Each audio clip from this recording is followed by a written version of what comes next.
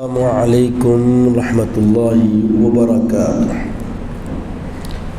الحمد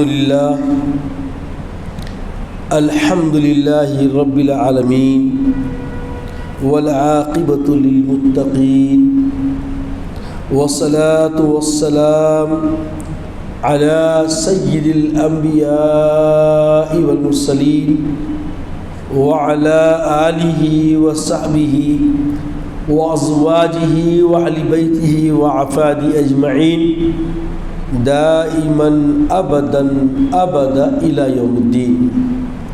بعد حمدی والصلاح فاعوذ باللہ من الشیطان الرجیم، بسم اللہ الرحمن الرحیم۔ ولا تستوی الحسنۃ ولا السیئۃ ادفع بالتي هي احسن فاذا الذي بينك وبينه عداوة كأنه ولي حميم۔ صدق الله العظيم وصدق رسوله النبي الأمين الكريم لمن الشاهدين والشاكرين۔ تمام حمد و ثنا اس مالک حقیقی وحدہ لا شریک کے لیے سزاوار ہے جو ساری خلقت کا پالنہار ہے، جس کے دست قدرت میں کل جہاں کی بادشاہت ہے، جو چاہتا ہے کر گزرتا ہے، اس کے اختیار کو کوئی روک نہیں سکتا۔ وہ قدیم ہے، ابد الآباد سے ہے اور ہمیشہ ہمیشہ رہنے والا ہے۔ میں گواہی دیتا ہوں کہ نہیں ہے کوئی معبود برحق لائق عبادت سوائے اللہ جل مجدہ کے، اور میں یہ بھی گواہی دیتا ہوں کہ محمد عربی صلی اللہ تعالی علیہ وآلہ وسلم اللہ کے بندے اور خاص رسول ہیں۔ صلاۃ و سلام نازل ہو ہمارے آقا نامدار حضور تاجدار محمد عربی صلی اللہ تعالی وسلم پر، آپ کی آل پر، آپ کے اصحاب پر۔ بزرگان دین، برادران اسلام، اللہ رب العزت کا ارشاد ہے وَلَا تَسْتَوِي الْحَسَنَةُ وَلَا السَّيِّئَةُ، اور اچھائی اور برائی برابر نہیں ہو سکتی۔ لا تستوی، اور برابر نہیں ہو سکتی، الحسنۃ نیکی، ولا السیئہ اور نہ برائی۔ ادفع باللتی ہی احسن، برائی کو بھلائی کے ساتھ دور کر دو۔ فَإِذَا الَّذِي بَيْنَكَ وَبَيْنَهُ، پس تو تمہارے اور جس شخص کے درمیان دشمنی ہوگی وہ اس وقت ایسا ہو جائے گا کأنہ ولی حمیم، جیسے وہ گہرا دوست ہے۔ عزیز اور بزرگوں، اس آیت کا معنی یہ ہے کہ نیکی اور گناہ برابر نہیں، بلکہ نیکی خیر سے ہے اور گناہ شر سے ہے، برائی سے ہے، اور خیر و شر برابر کبھی نہیں ہو سکتے۔ شر اور خیر کبھی برابر نہیں ہو سکتے، ان کی مداومت ممکن ہی نہیں۔ دوسرا معنی اس کا یہ ہے کہ نیکیوں کے مراتب برابر نہیں ہے، بلکہ بعض نیکیاں دوسرے نیکیوں سے اعلیٰ ہوتے ہیں، اور اسی طرح ہر برائی ادنا نہیں ہوتی، بلکہ بعض گناہ سے بڑے ہوتے ہیں۔ تو لوگوں میں بڑے مرتبے والا وہ ہے جو بڑی بڑی نیکیاں کرتا ہے، اور بدتر وہ شخص ہے جو بڑے بڑے گناہ کرتا ہے۔ سورہ فصلت کی آیت ہمیں رہنمائی کر رہی ہے کہ اس آیت سے دو باتیں ہمیں معلوم ہوگی کہ وَلَا تَسْتَوِي الْحَسَنَةُ وَلَا السَّيِّئَةُ سے حاصل ہونے والی یہ دو باتیں یہ ہے کہ نیکی ہر حال میں ہی نیکی ہے، خواہ وہ معاشرے کے رسم و رواج کے مطابق ہو یا مخالفت میں ہو، چاہے وہ رسم کے مطابق رہے یا مخالفت میں رہے۔ اور دوسرے، صحیح عقیدے والا اور برے عقیدے والا دونوں برابر نہیں ہو سکتے۔ اعمال کے لیے مقدم چیز عقیدہ ہے۔ جو اچھے عقیدے سے جو کام کرے گا اور جو برے عقیدے سے کام کرے گا، جیسے نیکی اور بدی برابر نہیں ہوتی، بد عقیدہ اور نیک بخت راسخ العقیدہ دونوں بھی برابر نہیں ہو سکتے۔ ادفع باللتی ہی احسن، برائی کو بھلائی کے ساتھ دور کر دو، برائی کو بھلائی کے ساتھ، نیکی کے ساتھ دور کر دو۔ ارشاد فرمایا کہ تم برائی کو برائی کے ساتھ دور کر دو۔ جب کبھی تم بھلائی کرو گے تو برائی اس کے مثل نہیں ہو سکتی۔ جیسے غصہ آ جائے تو اس کو صبر سے دور کر دو۔ غصہ آنا فطرت انسان کی، جب غصہ آ جائے تو غصے پہ صبر کرو اور صبر کے ذریعے غصے کو دور کر دو، اور لوگوں کو ان کی جہالت کو حلم سے، تدبر سے، جاہل لوگ اپنی جہالت سے کچھ بھی آئی بئی شئی بول دیتے، تو ان کا بولنا انسان کو ناگوار گزرتا ہے، تکلیف تک گزرتا ہے۔ حلم کے ذریعے، اس کو اچھے نظریے کے ذریعے، بردباری کے ذریعے کیا کر دو؟ دور کر دو۔ اور بدسلوکی کو عفو درگزر سے، کہ اگر تیرے ساتھ کوئی برائی کرے اسے معاف کر دو۔ اور بتایا گیا کہ تو اس خصلت کا نتیجہ یہ ہوگا، جب یہ چیزیں آئیں گی کہ غصے کا جواب صبر سے دے رہی، برائی کا جواب بھلائی سے دے رہی، جہالت کا جواب حلم اور بردباری سے دے رہی، تو معاملہ یہ ہو جائے گا کہ تو اس خصلت کا نتیجہ یہ نکلے گا کہ دشمن دوست کی طرح بن جائے گا، محبت کرنے لگے گا۔ اگر کوئی عداوت والا بھی ہے تو اس کی عداوت زیر ہو جائے گی، اس کی عداوت ہرن ہو جائے گی، اور وہ حسن سلوک کو سمجھ کر تمہارا معاون، محبت والا بن جائے گا۔ شان نزول اس آیت کا یہ ہے کہ بتایا گیا کہ یہ آیت ابو سفیان کے بارے میں نازل ہوئی۔ ابو سفیان رضی اللہ تعالیٰ عنہ کے بارے میں نازل ہوئی کہ ان کے شدید عداوت کے باوجود نبی کریم رحمت للعالمین صلی اللہ علیہ وسلم نے ان کے ساتھ نیک سلوک کیا اور ان کی صاحبزادی کو اپنی زوجیت کا شرف عطا فرمایا۔ تو اس کا نتیجہ یہ ہوا کہ ابو سفیان تاجدار رسالت صلی اللہ علیہ وسلم سے سچے محبت کرنے والے اور آپ کے جانثار صحابی بن گئے۔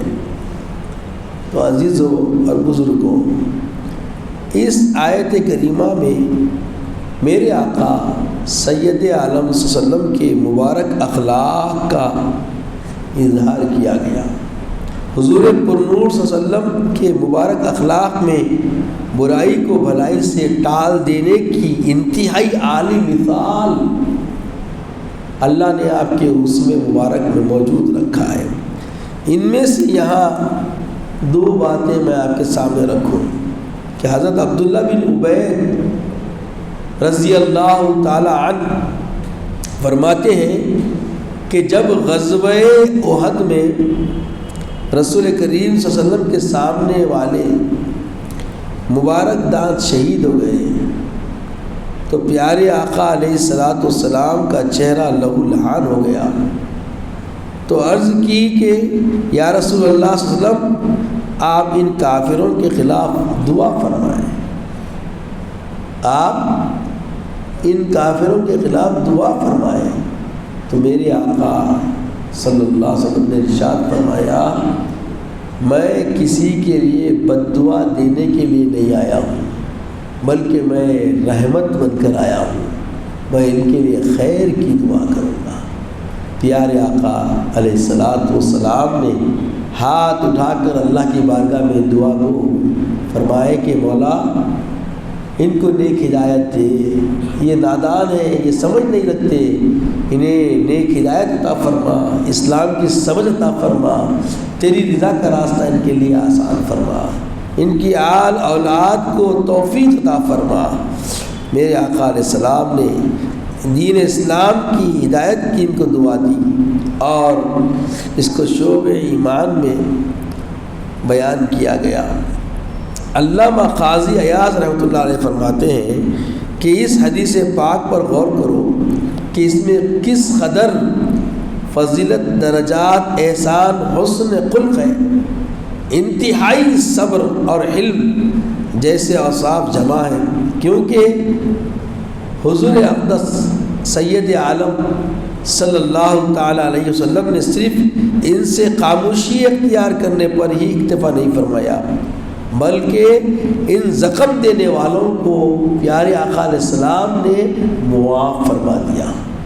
نہ صرف معاف فرمایا بلکہ اللہ تعالیٰ سے ان کو ہدایت کی دعا مانگی، پھر ان پہ شفقت اور رحمت کا سبب بھی بیان فرما دیا کہ یہ میری قوم ہے، پھر ان کی طرف سے عذر بیان فرما دیا کہ یہ ناسمجھ لوگ ہیں، سمجھ نہیں رکھتے، اس لیے تو انہوں نے مجھ پہ حملہ کیا، میرے دندان مبارک شہید کر دیے، میرے کو لہولہان کر دیا، ان میں سمجھ بوجھ نہیں ہے۔ تو سمجھ بوجھ کا معاملہ ان میں نہیں رہنے کی وجہ سے انہیں اللہ کے حبیب نے نہ صرف درگزر کیا بلکہ ان کے لیے، ان کے آنے والی نسلوں کے لیے خیر کی دعا مانگی۔ عزیزو اور بزرگوں، غور کریے کہ ہمارے آقا سید عالم صلی اللہ علیہ وسلم کیسے حسن اخلاق والے ہیں، ایسے نبی کے ہم امتی ہیں، تو کچھ تو اثر اخلاق حسنہ کا ہماری زندگیوں میں، ہمارے کردار اور ہمارے اخلاق سے جھلکنا چاہیے۔ ہم اپنے اخلاق کی ترتیب سید عالم صلی اللہ علیہ وسلم کے اس حسن عمل کو دیکھ کر بھی اپنے آپ کو سنوار سکتے ہیں۔ حضرت انس رضی اللہ عنہ فرماتے ہیں میں ایک مرتبہ حضور صلی اللہ علیہ وسلم کے ہمراہ چل رہا تھا اور آپ کے اوپر ایک نجرانی چادر آپ اوڑھے ہوئے تھے، اور ایک اعرابی آیا اور آ کر میرے آقا صلی اللہ علیہ وسلم کے وہ نجرانی چادر کو ایسے زور سے کھینچا کہ آپ کو اس سے گھسیٹا لگ گیا جسم پر، اور کہنے لگا کہ محمد صلی اللہ علیہ وسلم یہ اللہ کے مال میں سے مجھے کچھ دو، تم تو تمہارے اور تمہارے والد کے مال سے کچھ نہیں دیتے، کم سے کم اللہ کے مال سے مجھے کچھ دو۔ یہ کہنا تھا۔ میرے آقا علیہ الصلاۃ والسلام اس کی طرف متوجہ ہوئے اور اس اعرابی سے کہنے لگے کہ دیکھو یقیناً یہ مال اللہ کا ہے، مگر تم یہ بتاؤ جو تم مجھے ابھی تکلیف دیے، میری چادر جو کھینچے جس سے مجھے تکلیف پہنچی، کیا میں اس کا بدلہ تم سے لوں؟ تو وہ اعرابی کہنے لگا کہ محمد تم ایسا نہیں کر سکتے۔ پیارے آقا صلی اللہ علیہ وسلم نے فرمایا کیوں ایسا نہیں ہو سکتا؟ تو اس نے کہا کہ تمہاری یہ عادت نہیں ہے کہ برائی کا جواب آپ برائی سے کبھی نہیں دیے زندگی میں، اور یہ آپ سے میں امید کر ہی نہیں سکتا۔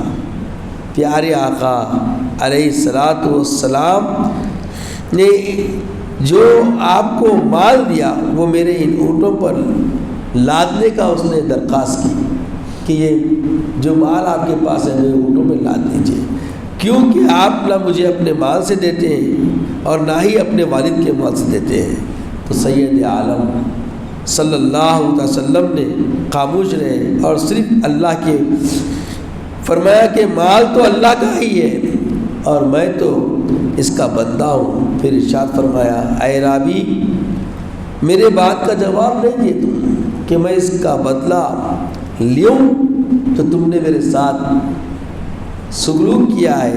تو عربی عرض کرنے لگا کہ آپ کی یہ عادت کریمہ ہے ہی نہیں، یہ آپ کی عادت کریمہ ہے ہی نہیں کہ آپ برائی کا بدلہ برائی سے لیں۔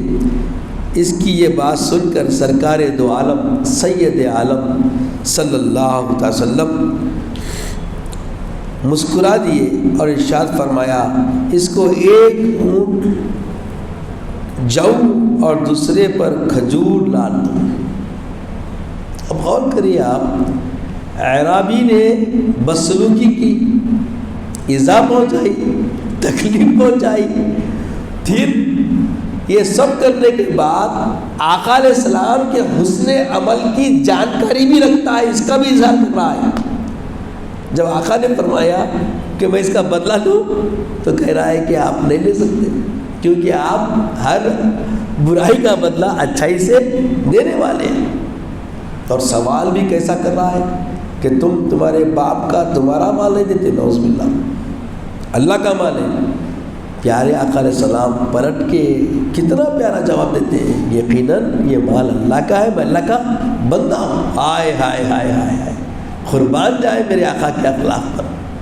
اور پھر اس کے بعد مسکرا دیے آقا علیہ السلام اس کے اس جانکاری پر کہ وہ جانتا ہے، یقین ہے اس کو کہ میرے آقا اس کی اس برائی کا جواب بھلائی سے دیتے ہیں، برائی کا جواب برائی سے نہیں دیتے، اقرار کر رہا ہے وہ۔ اور آقا علیہ السلام مسکرا کر کہتے کہ اس کو ایک اونٹ پہ جو اور ایک اونٹ پہ کھجور لاد کے دے، آئے عطا بھی کرے میرے آقا نے، عطا کرنے سے اسے محروم بھی نہیں فرما رہی۔ دین اسلام کا شاہکار ہے یہ تعلیم آقا علیہ السلام کی۔ اس آیت سے معلوم ہوا کہ دین اسلام میں مسلمانوں کو اخلاقیات کی انتہا اعلیٰ جامع اور شاہکار تعلیم دی گئی ہے۔ برائی کو برائی سے ٹال دو، جیسے کسی کی طرف سے تکلیف پہنچے تو اس پہ صبر کرو، کوئی جہالت اور بیوقوفی کا برتاؤ کرے تو اس کو حلم بردباری سے اس کا مظاہرہ کرو، اور اپنے ساتھ بدسلوکی ہونے پر عفو درگزر کر دیا جائے، معاف کر دیا جائے، نظر انداز کر دیا جائے۔ اب معلوم ہوا کہ جب ہم اس طریقے کا سلیقہ اختیار کرتے ہیں، منہج اختیار کرتے ہیں، تو اللہ جل مجدہ رضا کے پروانے عطا فرماتا ہے۔ رسول اللہ صلی اللہ علیہ وسلم کی اداؤں کو سرانے والے ہم وفادار امتی بن جاتے ہیں۔ جب ہم اللہ کے حبیب کی اداؤں کو سرانے والے اپنی زندگیوں میں لانے والے بنتے ہیں تو اللہ کا رحم و کرم بڑھ جاتا۔ اللہ کا رحم و کرم مانگنے کی ضرورت نہیں پڑتی، اللہ تعالیٰ خود رحم و کرم بڑھا دیتا۔ یقیناً آج ہم سب کی زندگی امتحانی، بس اوقات ہم سہن کرتے کرتے سہن سے ہم کیا ہو جاتے، نبر آزمائی سے بے اختیار ہو جاتے اور ہم سے بھی خطائیں ہو جاتی۔ انسان ہے نا، انسان کی طبیعت اس کے نفس کے ذریعے جب ہوا لگتی ہے تو وہ بیزارگی کا اظہار کرتا ہے، اور اچھا انسان بھی برائی پہ اتر آتا ہے۔ تو یہ فطرت ہے، اس لیے میرے آقا نے فرمایا کہ غصے کا جواب صبر سے، غصے کا جواب، غصہ آنا فطرت ہے اور غصہ آتا ضرور، مگر غصے کو قابو کرنے کے لیے صبر کا دامن تھام لیں، صبر کر لیں۔ اور صبر کا صلہ کیا ہے؟ اللہ کی قربت ملتی ہے۔ ان اللہ مع الصابرین، اللہ صبر کرنے والوں کے ساتھ ہے۔ تو خالی صبر کرے تو اللہ کی سنگت، مطلب اللہ کی خاص عنایتیں اس بندے پر ہونا شروع ہو جاتی ہے، اللہ کا تقرب، اللہ کی قربت نصیب ہوتی ہے۔ صبر کوئی معمولی کام نہیں ہے، صبر کوئی معمولی کام نہیں ہے، صبر بہت بڑا عمل ہے، بہت بڑا معیار ہوتا ہے صبر کرنا۔ بسا اوقات صبر کرتے کرتے بے صبر ہو جاتے ہیں، حالانکہ انتہا تو صبر کی نہیں ہوتی، کیونکہ صبر ایک ایسا عمل ہے جتنے اعلیٰ انداز سے صبر کا معیار اپنے اندر ہم بناتے جائیں گے، رب کی تقربت، اللہ کی قربت، اللہ کی معرفت کے دروازے کھلتے جائیں گے اور ہم آگے بندگی میں عروج پانے والے بن جائیں گے۔ پھر بتایا گیا حضرت عقبہ بن عامر رضی اللہ تعالیٰ عنہ فرماتے ہیں میں نے رسول کریم صلی اللہ علیہ وسلم سے ملاقات کی اور عرض کی کہ مجھے افضل اعمال کے بارے میں بتلائیے، افضل بڑے بڑے کام جو ہوتے ہیں، اعمال ہوتے ہیں، اس کے بارے میں مجھے بتلائیے۔ تو ارشاد فرمایا جو تجھے محروم کرے تم اسے عطا کرو، جو تمہیں کسی نعمتوں سے تمہیں محروم کر رہا، علم ہے ویسے محروم کرنے والے کو تم کیا کرو، عطا کرو، دو۔ اور فرمایا جو تم سے رشتہ توڑ دے، رشتہ داری توڑ دے تو تم اس کے ساتھ رشتہ داری کو جوڑو، اور جو تم پر ظلم کرے تم اسے معاف کرو۔ اب یہ تینوں کام ہم جیسے نفس رکھنے والوں کے لیے آسان نہیں ہے، غور کریے، ظلم کرا تو معاف کر دینا، رشتہ توڑا تو رشتہ جوڑنا، اور کوئی چیزیں ہماری ضرورت اور مجبوری کو جانتے ہوئے محروم کرا، جب ہم رفع حال ہو جائے اور وہ مصیبت میں آ جائے تو اسے بغیر مانگے دو۔ اللہ ادفع باللتی کا جو معاملہ ہے، دفاع کرو اچھے عمل سے، اچھے عمل سے برے عمل کی دفاع کرو۔ تو یہی ہے، یہ برا عمل اس نے کیا، اب ہمیں برا عمل نہیں کرنا ہے بلکہ اچھا عمل کرنا ہے۔ اب جب ایسا عمل ہوگا، جو عداوت ہے بینی بینہ کا، تمہارے اس کے درمیان جو عداوت ہے وہ ایک حمیم دوست، ولی الحمیم، اچھا گہرا دوست بن جائے گا۔ جب اسے احساس ہوگا میں محروم کرا تھا اس نے دیا، میں رشتہ توڑا اس نے رشتہ جوڑا، اور میں ظلم کیا اس نے عفو در گزر سے کام لیا۔ آئے ہائے ہائے، قربان جائے میرے آقا کی، کیا تعلیم دے رہے ہیں آقا علیہ السلام، کہ ایسا جب ہم پہلو اختیار کریں گے تو ہمارے درمیانوں میں کوئی کثافت، کوئی عداوت، کوئی برائی پنپ نہیں سکتی، اس کو پنپنے کے لیے جگہ ہی کہاں رہتی، بولی ختم ہو گئی۔ ظلم کرا معاف کر دیے، محروم کرا دے دیے، رشتہ توڑا جوڑ لیے۔ یہ بولنے میں سننے میں اچھا دکھ رہا، مگر کرنے میں اتج مشکل نہیں ہے، آسان ہے۔ اللہ، یہ صبر کی تعلیم کسی اور ادیان میں نہیں ملتی۔ حضرت سیدنا ابو ہریرہ سے روایت ہے، میرے آقا علیہ الصلوۃ والسلام نے ارشاد فرمایا صدقہ مال میں کوئی کمی نہیں کرتا۔ جب ہم صدقہ دیتے تو صدقہ دیے تو بظاہر کیا دکھ رہا، صدقہ دیے تو اپنے مال سے مال میں کمی ہوتی، اور آقا تیقن دے رہے ہیں کہ جب تم صدقہ کرتے ہو تو تمہارا صدقہ تمہارے مال میں کمی نہیں کرتا، اس سے کمی نہیں ہوتی، بلکہ فرماتے ہیں کہ اللہ تعالیٰ بندے کی عزت میں بڑھا دیتا ہے۔ اب ادھر صدقہ دو، اس کا بدلہ 10 گنا آتا ہے، 10 گنا آتا ہے، نہ صرف آتا ہے بلکہ اللہ عزت سے بھی نوازتا ہے۔ صدقہ بندے کے عزت کو بڑھاوا دیتا ہے، اور فرمایا جو اللہ کے لیے عاجزی اختیار کرتا ہے تو اللہ تبارک و تعالیٰ اس سے بلند اعلیٰ درجہ عطا فرماتا ہے۔ یہی پیسہ ہے، دولت ہے، علم ہے، سب ہے، اس کے باوجود خاندان کے نچلے لوگوں میں جا کر ان سے اچھا سلوک کریں، ان کو بڑا بنا کے قبول کر کے ان کی خدمت کریں۔ اللہ، یہ آسان عمل ہے۔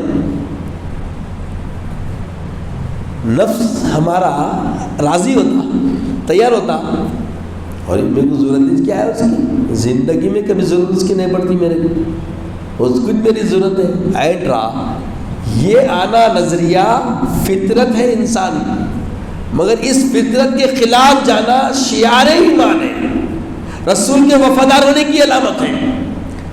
جو چیز نہ مانے نفس، اس کو منوا کر رب کی رضا کے لیے، رسول کی محبت میں جب کوئی تیار ہوتا ہے تو اللہ تعالیٰ نہ صرف اس کی روزی روٹی میں برکت دیتا ہے، نہ صرف اس کے مال میں برکت دیتا ہے، بلکہ عزت سے بھی نوازتا ہے، عروج بھی دیتا ہے، بندگی میں اعلیٰ و عرفہ مقام عطا کرتا ہے۔ عاجزی اللہ کو پسند ہے۔ آقا علیہ السلام سے بہتر عاجزی ہم پیش کر سکتے ہیں؟ اللہ، کیا ممکن ہے؟ وہ کونین کے مالک، وہ ہر عالم کے لیے رحمت ہے، کسی عالم میں رہ جاتے ہیں، یہ ان کی مہربانی ہے کہ یہ عالم پسند آیا۔ میرے آقا علیہ السلام کتنے بڑے درجے پہ فائز تھے، کتنے بڑے مقام پہ تھے آپ، رحمت للعالمین ہیں آپ، اس میں کوئی دو رائے ہے کیا؟ میرے آقا علیہ السلام اللہ کے اتنے مقرب ہیں کہ شاعر نے کہا کہ بعد از خدا تو ہی قصہ مختصر، بس آپ بندے ہیں، رب رب ہے، اس کے ماں سوا کوئی درجے چھے؟ پوری مخلوق میں اللہ کی تقربت میں کسی مخلوق کو یہ مقام و معیار حاصل نہیں ہے جو میرے آقا کو حاصل ہے۔ اتنے بڑے درجے پہ رہنے کے بعد آقا علیہ السلام کا کردار اعرابی کے ساتھ کیا ہے؟ دیکھیے، اعرابی کی کوئی حقیقت تھی، بدوی گاؤنٹی کی کوئی حقیقت تھی آقا علیہ السلام کے بعد؟ اظہار کھینچ دیا، جسم کو زخم لگ گیا، نہ صرف معاف کر دیے کہ اس کی معرفت کہ وہ جانتا ہے میرے آقا کی خصلت و عادت فطرت کیسی ہے کہ آپ برائی کا بدلہ برائی سے نہیں دیتے، یقین سے بول رہا ہے وہ۔ آئے آئے آقا اس کی ادا پہ مسکرا دیے، نہ صرف مسکرا دیے بلکہ ایک اونٹ جو سے لا دیے اور ایک اونٹ کھجور سے لاتے ہوئے لے کے جا تعلیم دی امت کو قیامت تک آنے والی۔ یہ دیکھو، عفو درگزر کا معیار بھی اپنے درجے کے حساب سے ہوتا ہے، اپنے مقام و منزل کے حساب سے ہوتا ہے، یعنی صدقے سے مال کم نہیں ہوتا بلکہ اللہ تبارک تعالیٰ اس میں برکت عطا فرماتا ہے اور اضافہ کرتا ہے، اور بدلہ لینے پر قادر ہونے کے باوجود جو کسی کو معاف کر دیتا ہے، درگزر کر دیتا ہے، تو اللہ تعالیٰ بندے کو عزت سے نوازتا ہے، وقار سے نوازتا ہے، عروج سے نوازتا ہے، اور جو اللہ تعالیٰ کی رضا اور اس کا قرب حاصل کرنے کے لیے عاجزی اختیار کرتا ہے، انکساری اختیار کرتا ہے، تو اللہ تبارک تعالیٰ اسے دنیا اور آخرت میں بلندی عطا فرماتا ہے۔ تو عزیز اور بزرگوں، یہ احادیث کے تشریحات یہ سب سننے کے بعد ہماری بھی زندگی ہے، اپنی زندگی سے جائزہ لے کے دیکھیے، جو ان خصلتوں کو جو میرے آقا فرما رہے ہیں حسن اخلاق کے ذریعے، کہ اپنے اخلاق کو سنوارو ایسے کردار کے ذریعے، اور جو لوگ ہمارے درمیان میں تھوڑا بھی 10% بھی ایسا عمل کرتے ہیں ان کی زندگی بہتر ہے کہ نہیں ہے؟ ان کو عروج اللہ دے رہا ہے کہ نہیں دے رہا؟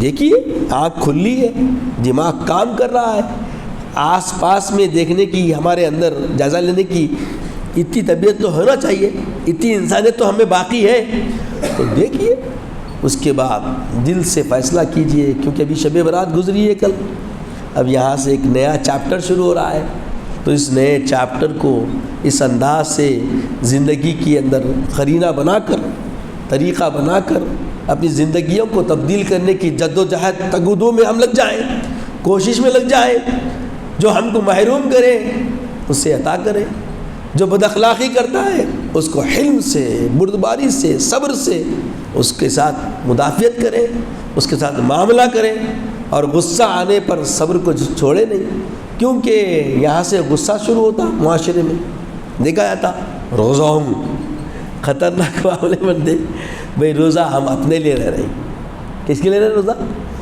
ہم اپنے لیے لے رہے ہیں۔ اللہ کے حبیب فرماتے ہیں لِكُلِّ شَيْءٍ زَكَاةٌ زَكَاةُ الْجَسَدِ الصَّوْمُ، ہر چیز کے لیے اللہ کے پاس زکوٰۃ ہے نا۔ تجارت کے مال میں، کوسے مال میں دیکھو آپ جمع کریں، جیسا آپ اس کو جمع بندی کریں، ذخیرہ اندوزی کریں، زکوٰۃ دینا ہے۔ تو جسم کی زکوٰۃ کیا ہے؟ روزہ ہے۔ جب روزہ رہتے ہیں تو یہ وزن جسم ہلکا ہو جاتا ہے، اور دیکھو روزے کے بعد پھرتی آتی جسم میں، جسم کے اندر ایک لاجک ہے ایک قسم کی کہ ایک جذبہ بڑھ جاتا، کام وغیرہ کرنے میں ایک پھرتی آتی اور ایک جولانی بڑھ جاتی جو ٹانکوں سے بھی نصیب نہیں ہوتی، پورے جسم کی ورالنگ ہوتی۔ اطباء بتاتے ہیں کہ جو روزہ رہتا ہے اس کی ذکاوت، اس کی حس کی قوت، اس کی احساس ہمدردی کی قوت بڑھ جاتی۔ اور دیکھیے آپ رمضان کے مہینے میں روزہ رہنے کے بعد دوسروں کی خیر خواہی کی طبیعت بھی بڑھتی، نہیں بڑھتی؟ نرمی آتی طبیعت کے اندر، جو تیزی پن ہے وہ تیزی پن کیا ہوتا؟ سرد مہری اختیار کر لیتا، خود بخود انڈائریکٹلی وہ خود بخود انکلوڈ ہوتا جسم کے اندر ہمارے۔ اس لیے فرمائے کہ روزہ رہنا ہے۔ اب جو لوگ روزے کی طاقت نہیں رکھتے، سفر میں رہتے ہیں، بیمار ہیں، ان کے لیے رخصت دے دی گئی اللہ کی طرف سے، ہے نا۔ تو ایسے لوگ اگر عاجز ہیں، اللہ خود بول رہا تم کو رخصت ہے، سفر میں رخصت، بیمار ہے رخصت، علیل ہے ایسے کہ روزہ ہے تم مر جاتے بول کے ایسا یقین ہو رہا، تو ایسے یقین والے آدمی کو بھی بولے بھائی ٹھیک ہے تو فدیہ دے۔ اس کا فدیہ کیا ہے؟ جو ہم فطرہ نکالتے ہیں، وہ فطرے کی قیمت ایک سحری اور افطار کا جو کھانے کا جو خرچہ ہے وہ دینا۔ اب لوگ کیسا کھاتے ہیں؟ اب فدیہ دے وہ تو لوگ 10-20 روپے سمجھتے ہیں، نہیں، جو آپ کھاتے ہیں۔ اور عموماً دیکھیے آپ کا ہمارا مشاہدہ ہے جو لوگ روزہ نہیں رہ سکتے بولتے ان کی خواہ ماشاءاللہ رہتی، کم سے کم ایک ٹائم 150 کا تو کھانا کھاتے۔ ہاں آج کل تو بھائی کوئی بھی لائٹ چھوٹی ہوٹل میں بیٹھ کے اٹھے تو 250 کا بل بن رہا نہیں بن رہا، لائٹ خالی دانت میں کاڑی کرتے نکلے تو کتنا بل دیے؟ 260 300 ایسا۔ تو کم سے کم میاں عربی 150 روپئے علماء بتاتے ہیں کہ ایک ٹائم کا معاملہ ہے۔ اب اس حساب سے آپ تخمینہ کر کے سحر اور افطار 300 روپے، سحر و افطار 300 روپے، اب 30 دن کا حساب کر کے اگر آپ ضرورت مند کو وقت سے پہلے دے دیں تو اس کی ضرورت بھی پوری ہوگی، اور آپ کے روزے نہ رہنے کا جو فدیہ اعلیٰ قسم کا ہو جائے گا۔ رمضان کے گزرنے پر لوگ دیتے بعض وقت، رمضان کے گزرنے کے بعد وہ پیسہ زندگی کے کام تو آتا، فدیہ تو ادا ہوتا، مگر قبل از وقت دینے کا فائدہ زیادہ ہے، جس کو دے رہے اس کے بھی لیے کارگر بن جاتا۔ تو عزیزوں اور بزرگوں، اپنے اپنے اخلاق کو ہمیں سنوارنے کی ضرورت ہے۔ خدا کی بارگاہ میں دعا گو ہو جائیے کہ پروردگار عالم ہمیں نیک ہدایت عطا فرما، نیک توفیق عطا فرما۔ مولا حسن اخلاق تیرے حبیب کے اخلاق کے ذریعے جو مداومت کر کے ہمیں فکر حاصل ہوئے، مولا اس فکر پہ کاربند ہونے کی توفیق عطا فرما، عمل کی زندگی ہمارے لیے آسان فرما۔ اے مالک، اے وہاب، یقیناً ہمارے اندر نفس کٹ کٹ کے اپنا سر اونچا کیا ہوا ہے، مولا اسے کچل کے تیرے محبوب کی وفاداری میں اور تیری رضا کے راستے پہ لگانے کی ہمیں توفیق و ہمت عطا فرما، جرأت عطا فرما۔ اے مالک، اے وہاب، اے منان، اے دیان، ہمارے ساتھ خیر کا معاملہ فرما، مولا ہمارے ساتھ خیر کا معاملہ فرما، ہمیں اپنے مغفورین بندوں میں شامل فرما، ہمیں اپنے مطیع و فرما بردار بندوں میں شامل فرما، مولا ہمیں نیک ہدایت و توفیق عطا فرما، عمل کی زندگی ہمارے لیے آسان فرما، عزت کی اسلام کی زندگی عطا فرما، خاتمہ بالخیر فرما، وقت نزا قریب طیبہ عطا فرما، اپنے حبیب پاک صلی اللہ علیہ وسلم کا دیدار عطا فرما۔ سبحان اللہ و بحمدہ، سبحان اللہ العظیم والحمد للہ۔